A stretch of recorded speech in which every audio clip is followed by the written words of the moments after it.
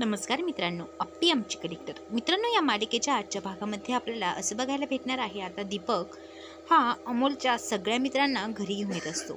तर आता तेवढ्यात अमोल हा त्यांना बघून फार खुश होतो.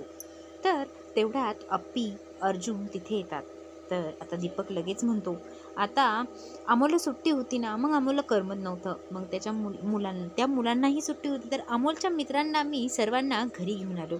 त्यावर अप्पी अर्जुन म्हणतात, ठीक केलं, छान केलं तू. तर आता अमोल दीपकचे आभार मानतो.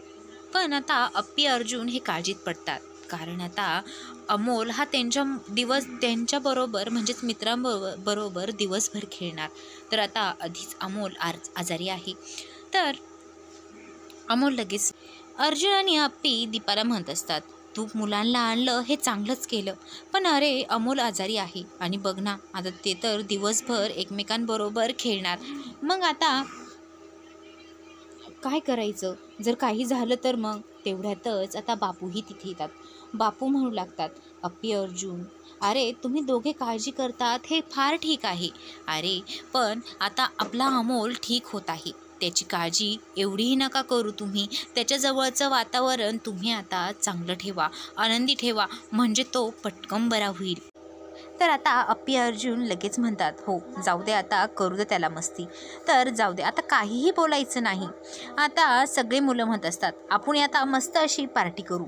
पण दीपक म्हणत असतो, अरे काळजी करू नका, मी पाणीपुरी आईस्क्रीमची गाडी ही घरीच बोलवलेली आहे. पण आता अमोलला हे खायचं असतं. अमोलला वाईट वाटतं की आपल्याला खाता येणार नाही.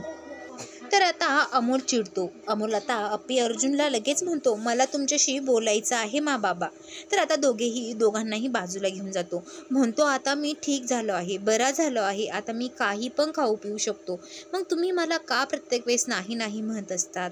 पण आता अपर्णा म्हणत असते, अरे अमोल, आता थोडा दिवस अजून दम काढ, मग तू पूर्णपणे बरा झाला ना, मग तुला जे काय वाटेल ते तू खा. तर मित्रांनो, असा काहीसा ट्विस्ट बघायला भेटणार आहे.